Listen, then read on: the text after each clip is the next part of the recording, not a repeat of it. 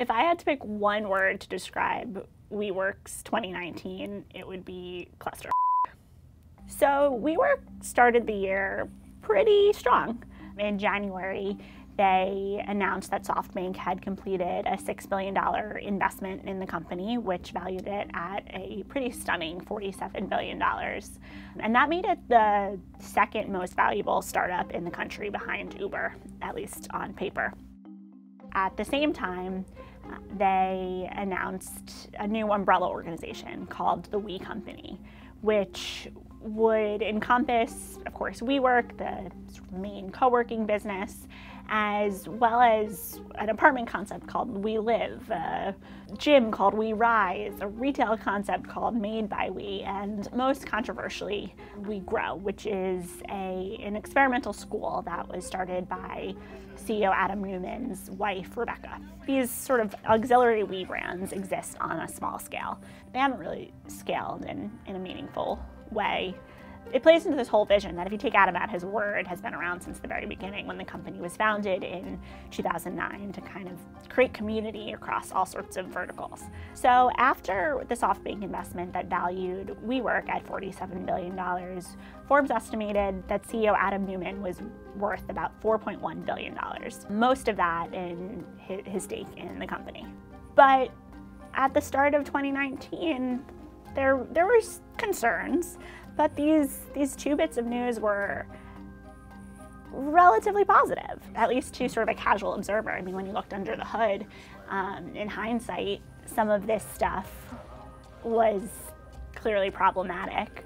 At the time when they announced the We Company, they also made Rebecca, Adam's wife, a co-founder, which at the time raised some eyebrows, but some of the effects of that wouldn't become clear until later on. When we were confirmed in April that they had filed confidentially to go public, it caught people by surprise.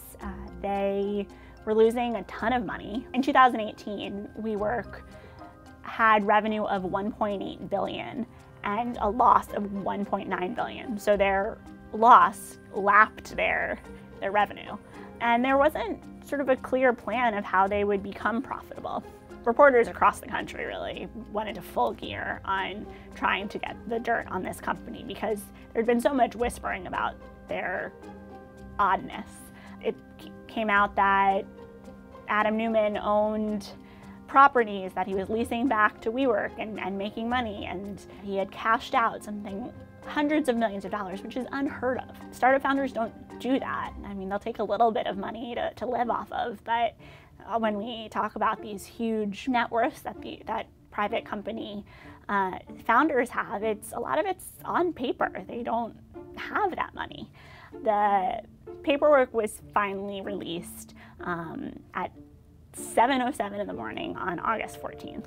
It was pretty clear immediately that this was not your average S1. This document, rather than clarifying, really confirmed a lot of people's worst fears about this company. These are formal documents. These are filed with the Security and Exchange Commission. So normally you would see people, the CEO and different executives, and really anyone named, referred to by their last name. This document mentions Adam 169 times. And there were some details about kind of Adam's relationship with the company. He didn't have a formal employment agreement with them. All of the executives had agreed to give over their voting shares to him, so he had this incredible power.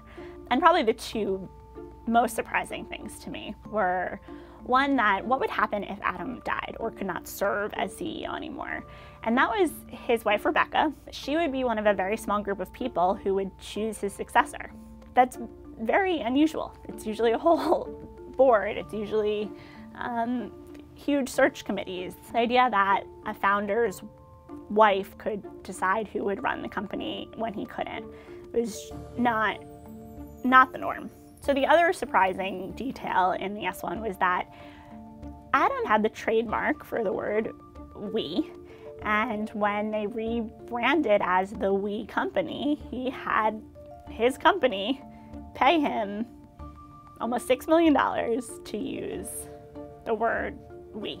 It struck people as being milking this company for everything he could get out of it. And it was particularly ironic when it's this company that claims to be all about community. In subsequent rewrites of the S1, the company tried to correct for a lot of this, and it just was never enough. They were losing so much money. The losses had expanded into 2019. Investors just weren't having it. And then kind of a final straw seemed to be in September when the Wall Street Journal did this great report on Adam's behavior. And there had certainly been reports and stories before about his drinking and partying, and the lead of this was he was getting high on a borrowed private jet. And it just really seemed to be a final straw for a lot of people. In mid-September, the IPO was postponed, and within a week, Adam was forced out. WeWork still needed the money that they were hoping to get from this IPO. By October, there were signs that they only had enough cash on hand to run the company for a few more weeks. So on October 22nd, SoftBank announced a $9.5 billion bailout package.